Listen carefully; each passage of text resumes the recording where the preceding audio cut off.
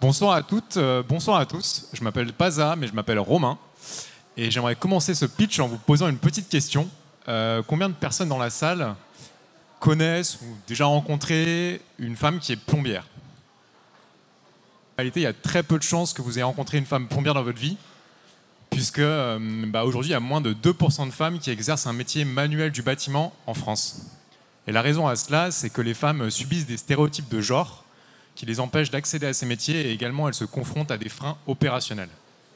Pourtant, aujourd'hui en France, il manque 150 000 personnes dans les métiers manuels du bâtiment, des personnes qui sont formées et qualifiées. Alors pour relever ce défi, j'ai créé l'école Zaha, la première école inclusive du bâtiment, qui forme des personnes en reconversion pro au métier manuel du bâtiment, en ciblant prioritairement les femmes. Concrètement, qu'est-ce qu'on fait ? On dispense une formation qui va reposer sur 3 piliers. Premier pilier, la féminisation, où on met les femmes en situation de majorité, avec plus de 50% de femmes dans nos promotions. Ensuite, la professionnalisation, en dispensant une formation qui est diplômante et axée sur la pratique. Et enfin, troisièmement, l'empowerment, où on va développer les savoir-être de nos apprenants et nos apprenantes pour qu'elles prennent pleinement confiance en elles tout au long du parcours de formation. Alors, quand je suis arrivé à Lyon il y a une grosse année, que j'ai commencé à monter le projet, j'ai fait une dizaine d'immersions avec des artisanes du bâtiment pour comprendre et partager leur quotidien. Et quand je suis arrivé, en cherchant bien, mais vraiment bien, quoi, j'ai rencontré 2 femmes qui étaient plombières.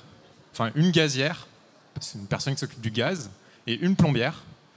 Et ce soir, je suis vraiment fier de vous annoncer que depuis lundi, il y a 6 femmes de plus qui sont en alternance en plomberie et qui sont en train de devenir du coup plombières, parce qu'on a formé notre toute première promo ces 3 derniers mois avec 6 femmes et 3 hommes. Et si je devais retenir une chose qui s'est passée au cours de cette année et demie de l'entrepreneuriat, je pense que c'était vraiment le côté d'être orienté dans l'action, de faire avant de faire savoir. Pour vous donner un exemple, j'ai pas de compte Insta, j'ai pas de site internet, et j'ai recruté ma promo de 10 femmes, et on a eu 50 femmes en journée découverte. Donc en vrai, faites les choses et ça va bien se passer. Je vous jure, moi j'avais trop peur d'y aller sans compte Insta, sans site, mais ça s'est bien passé. Et avant de finir ce pitch, j'aimerais répondre à une question, parce qu'en fait c'est un peu la question du pourquoi je me suis lancé dans ce projet. On m'a souvent demandé comment un homme en venait à créer une école pour les femmes. Et la vérité, c'est que j'ai toujours été au contact de femmes qui m'ont engagé, qui m'ont beaucoup inspiré, beaucoup fait grandir. Ma grand-mère, Annie, qui était une grande féministe avant l'heure, qui a divorcé dans les années 80 parce que mon grand-père la battait. Ma copine Adriana, qui est dans la salle ce soir et qui supporte ma vie d'entrepreneur. Et enfin, ma nièce Diane, qui est née il y a 3 mois, quasi jour pour jour, et pour qui je me bats tous les jours pour qu'elle grandisse dans un monde où l'égalité homme-femme, c'est une réalité.